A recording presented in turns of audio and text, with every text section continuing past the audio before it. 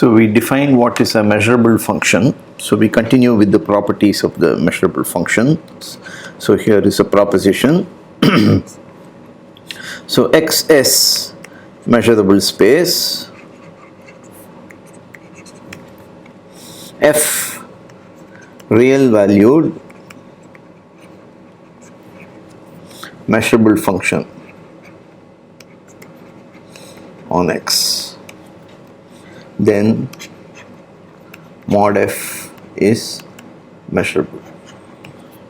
So proof.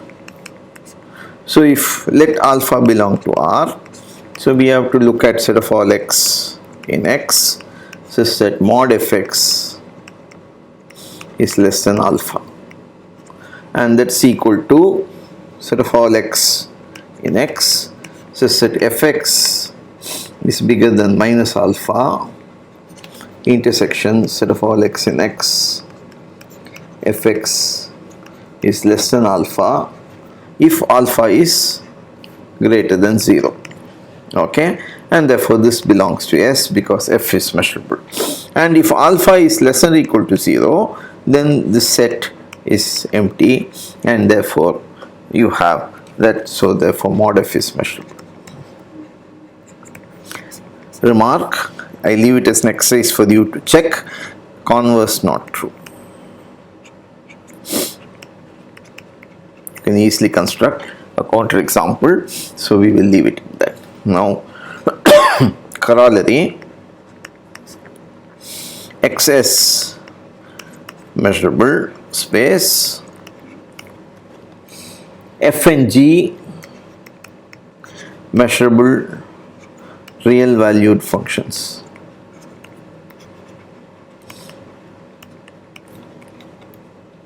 Then max of Fg, min of Fg are measurable. In particular,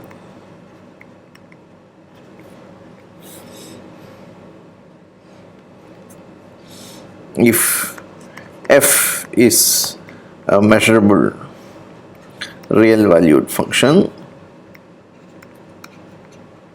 then F plus equals max F0 and F minus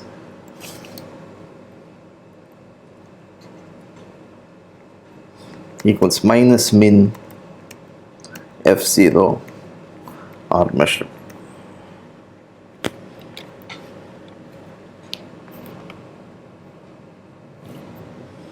So max Fg, so proof,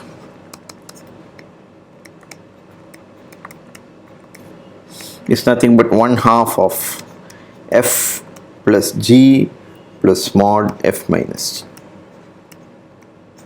and min Fg equals 1/2 of F plus G minus mod F minus G.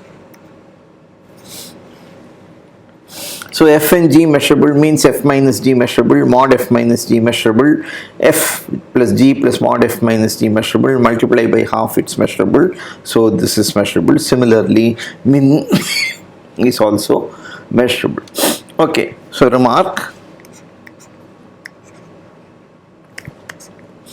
F plus is called the positive part of F, and F minus equals the negative part of.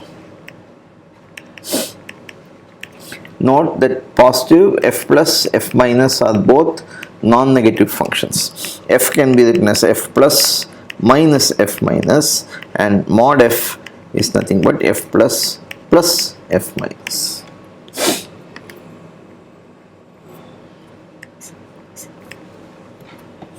Now lemma, this kind of thing we have done many times. Okay, so XS measurable space, F real valued measurable function defined on X, then for every E contained in R Borel,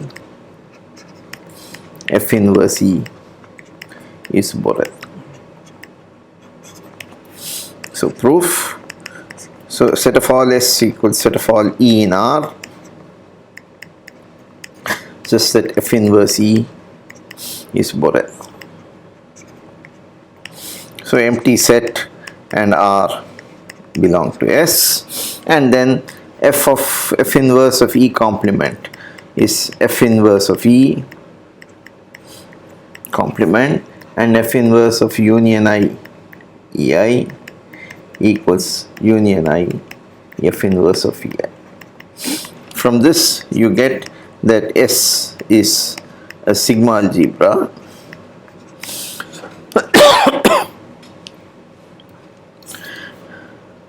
by measurability.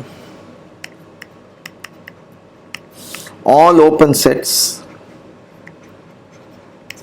are in E. We proved this. CF corollary proved earlier.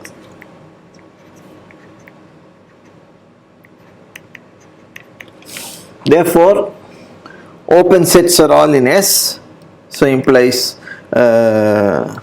all open sets are in S, sorry, not in E. Implies all Borel sets are in, and that completes the proof of this theorem.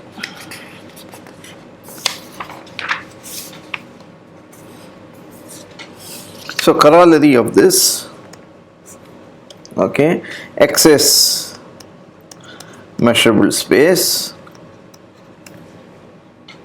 F real valued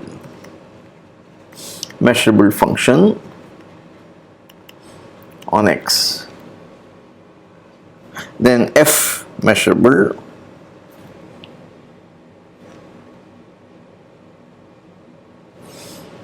F is a real valued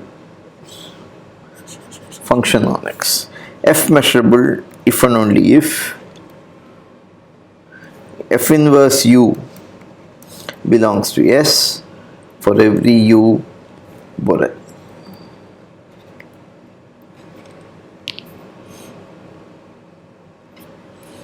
Proof.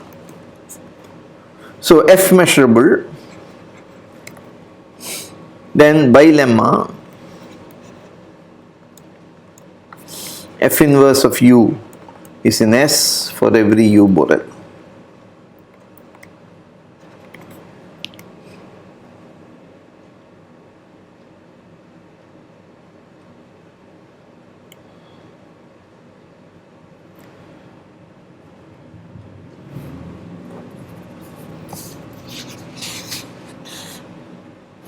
Sorry, it should be belongs to S. Sorry for that. So F inverse of E is in S means okay, so then let us define this as S tilde. So let me do this again. So XS, F is measurable real valued function defined on X. For every E in R Borel, F inverse E belongs to S. So you define S tilde is set of all E in R, F inverse E belongs to S, and then phi and R belong to S tilde. F inverse E complement is F inverse of E complement. F inverse of union EI equals union I F inverse of EI. So S tilde is sigma algebra. By measurability, all open sets are in S tilde. Compare corollary proved earlier. Therefore, all Borel sets are in S tilde.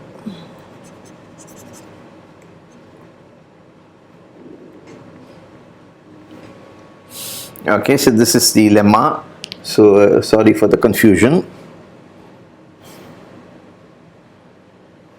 Okay, so by the lemma F inverse of U is in S for every U Borel. Okay, conversely F inverse U in S for every U Borel implies F inverse of alpha infinity belongs to S for every alpha in R, and then alpha f is real valued, implies f is measurable. Okay, so this proves. So now measurability is seen is nothing but the imitation of continuity. Suppose I have two topological spaces xt and yt dash, then what do you say that f from x to y is continuous? That means f inverse of u open for in x for all u open in y. So similarly for measurability we are saying we have xs measurable space,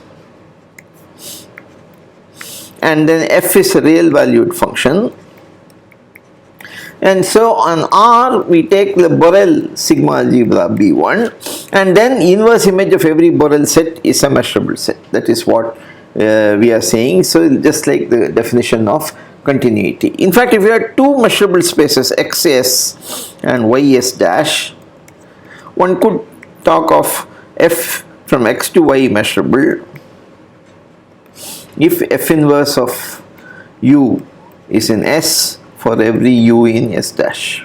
Okay, so this could be an abstract definition of measurability between abstract measurable spaces, but we are restricting our attention to real valued functions. So for real valued functions, measurability essentially inverse image of every Borel set should be measurable. That is all that we are saying. Okay.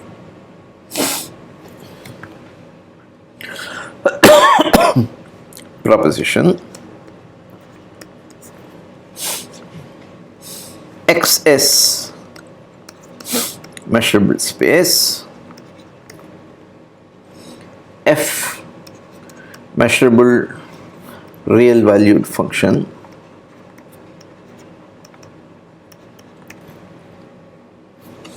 phi from R to R Borel measurable. Then phi composed with f is measurable on x. So proof. So set of all x in x such that phi composed with f of x is bigger than alpha equals f inverse of phi inverse of alpha plus infinity. Now this being a Borel measurable function is a Borel set, and by the previous lemma this belongs to S because previous corollary, therefore this belongs to S, and that proves the result. So remark, in general composition of measurable functions is not measurable. We will see an example of this, but if you have that the second function is Borel measurable R to R, then the composition is measurable. Okay, so that is the moral of the story. The proposition xs measurable space, Fn sequence of extended real valued functions on x, measurable functions.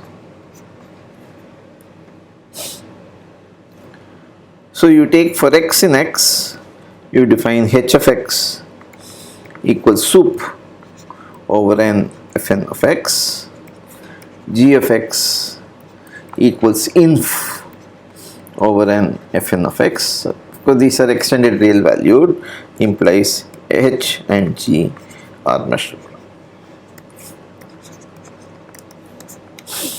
So let alpha belong to R. So you take set of all x in x such that hx is bigger than alpha. So if the sup is bigger than alpha, there is at least one of them, fn's, will be bigger than alpha. So this is in union n equals 1 to infinity. Set of all x in x, fnx is bigger than alpha, and therefore this belongs to yes. And similarly, set of all x in x, so gx is less than alpha equals union, at least one of them must be less than that. So this x in x, so fnx is less than alpha, and again this belongs to yes, and therefore h and g are measurable. Okay. Corollary: xs measurable space, fn sequence of real valued measurable functions. Then lim sup n tending to infinity of fn and lim inf n tending to infinity of fn are measurable. In particular,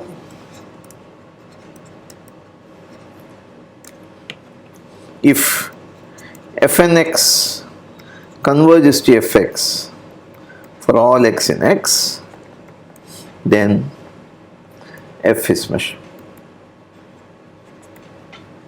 So the limit of measurable functions, convergence pointwise everywhere, is measurable. So proof. So you take Gn equals sup m bigger than or equal to n fn, this is measurable, and then lim sup fn n tending to infinity, this is nothing but inf over n Gn, so measurable. Similarly, you take Hn equals inf m bigger than or equal to n fn is measurable, therefore lim inf fn n tending to infinity, which is nothing but the sup over all n Hn, this is measurable. Okay, so if fnx converges to f of x for all x in x, then you have f is nothing but lim sup fn, which is equal to lim inf fn, and therefore this implies that f is measurable.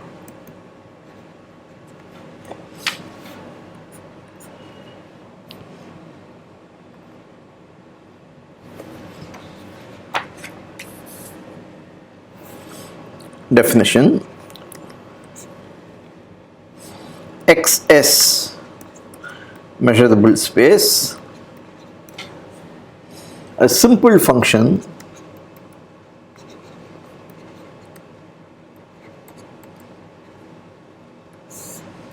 on x is a function of the form, we have seen this before, f equals sigma I equals 1 to k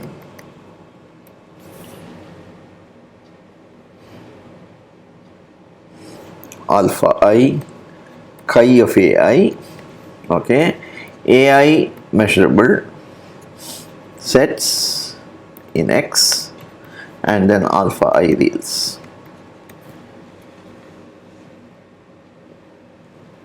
Okay, so we are going to, when we say simple function, it's automatically measurable because of the example where we saw chi of ai is measurable if and only if ai is measurable.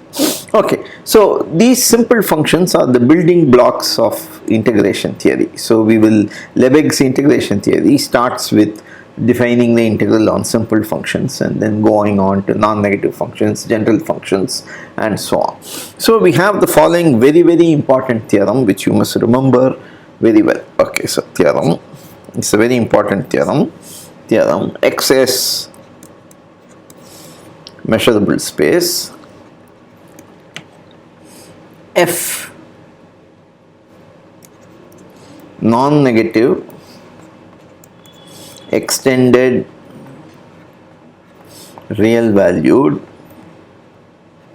measurable function.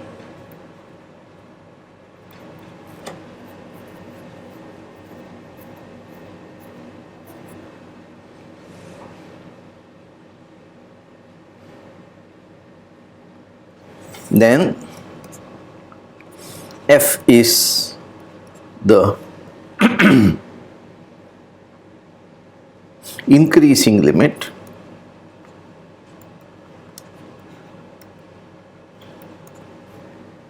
of a sequence of non-negative simple functions.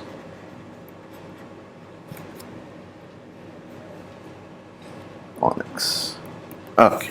So we are going to, so every non-negative measurable function which is extended real valued can be written as the increasing limit. That means you can find a sequence fn of x which is monotonic increasing and the limit is f of x. Okay. So proof. N fixed positive integer.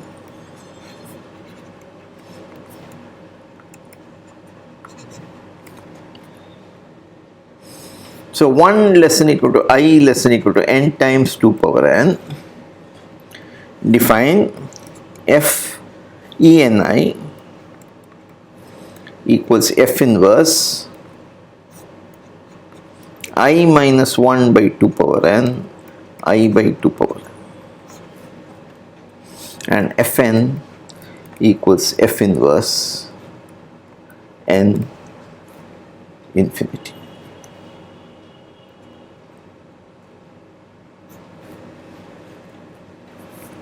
So what are you doing here? So I am taking 0 and then I am taking n. So whenever x inverse image of n plus infinity is given by fn, and this portion here I am going to divide each subinterval of length 1 by 2 power n. So there are n times 2 power n such intervals, and if f falls in any particular interval here, then I put eni is the inverse image of the f here. So this is how I am defining this thing. So f measurable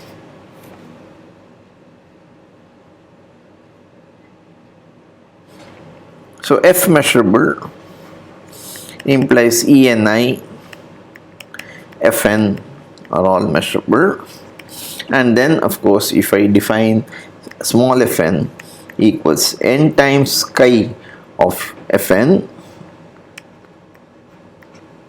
plus sigma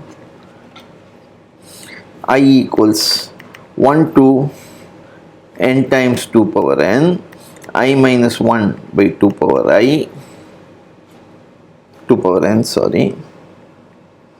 I minus 1 by 2 power n chi of en. So what am I saying? So in other words, if fx is greater or equal to n, then we say fnx equals n. Okay. If fx is less than n, then there exists a unique I such that I minus 1 by 2 power n is less than or equal to fx is less than I by 2 power n. Okay. And then we are going to put fn of x is equal to I minus 1 by 2 power n. Okay. So if f of x falls after n, then you put this lower value. If it's before n, then it will fall in one of these intervals, and then you take the lower end of that interval to do that. Okay. So this implies of course that fnx is less than or equal to fx for all x. Okay. And this is of course a simple function. Okay. So we just have to show two things, that to show fn is less than or equal to fn plus 1 for all n, and fn increases to f. Okay. So if fx is greater or equal to n plus 1, so this implies that fn plus 1x equals n plus 1, and then fnx, since it's bigger than or equal to n plus 1, is bigger than n, and therefore this is equal to n. So this implies that fnx is less than or equal to fn plus 1x. So if fx n less than fx less than n plus 1, then you have fn plus 1 equal to I minus 1 by 2 to the n plus 1 for some I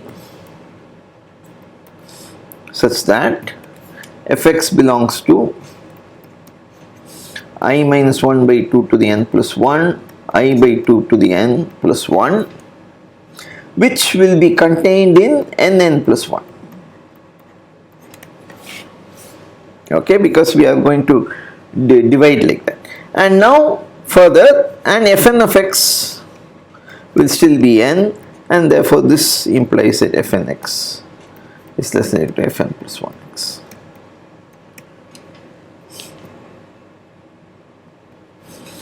Now finally, if fx is less than n,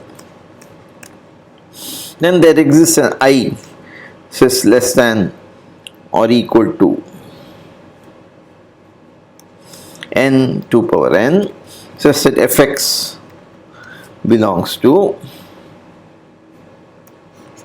I minus 1 by 2 power n, I by 2 power n. But this is also equal to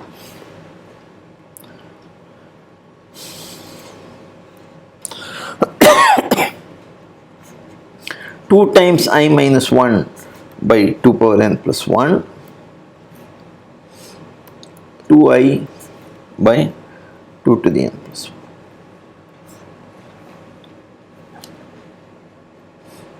So what is fnx? Fnx is I minus 1 by 2 power n. What is fn plus 1 of x? Now this interval here can be written as 2i minus 2 by 2 to the n plus 1, 2i minus 1 by 2 to the n plus 1 union 2i minus 1 by 2 to the n plus 1, 2i by 2 to the n plus 1. So fn plus 1x equal to either, if it falls in this interval, it is 2i minus 2 by 2 to the n plus 1, which is I minus 1 by 2 power n, which is fnx, or it can be 2i minus 1 by 2 to the n plus 1, which is bigger than I minus 1 by 2 power equals fnx. Therefore, for all x, we have fnx is less than or equal to fn plus 1 of x. So this is a monotonically increasing sequence.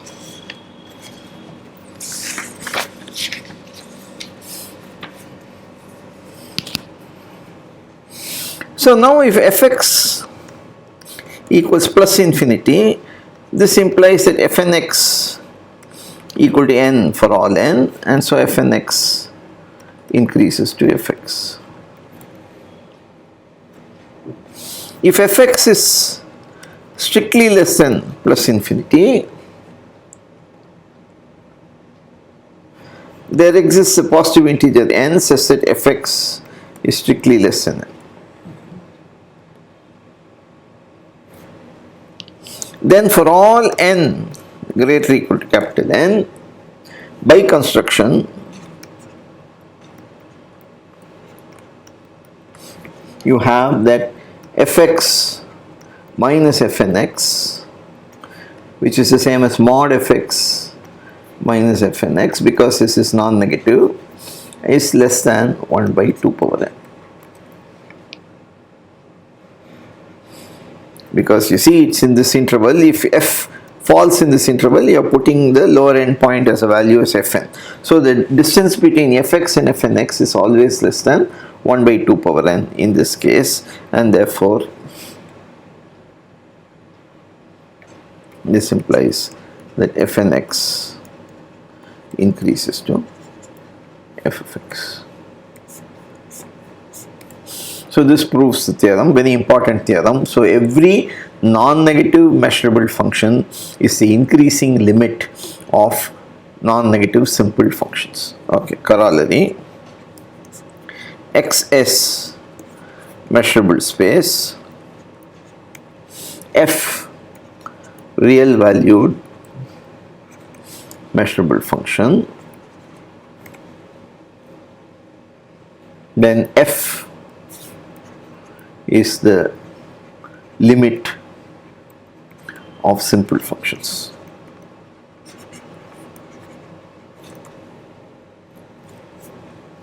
So you write proof f equals f plus minus f minus. Because it's real valued, you don't have ambiguity in the definition. Both of these can't be infinity, and therefore this is well defined. And now you take phi n simple, 0 less than or equal to psi n simple, phi n increases to f plus, psi n increases to f minus. Therefore you have that fn minus phi n minus psi n tends to f plus minus f minus equals f, and then phi n minus psi n is a simple. Okay, so that proves this corollary. Okay, so this completes the fundamental properties of measurable functions. Next time we will take up a very particular case of a function called the Cantor function, which is like the Cantor set, the Cantor function. They are closely related anyway. They are an immeasurable source of counterexamples.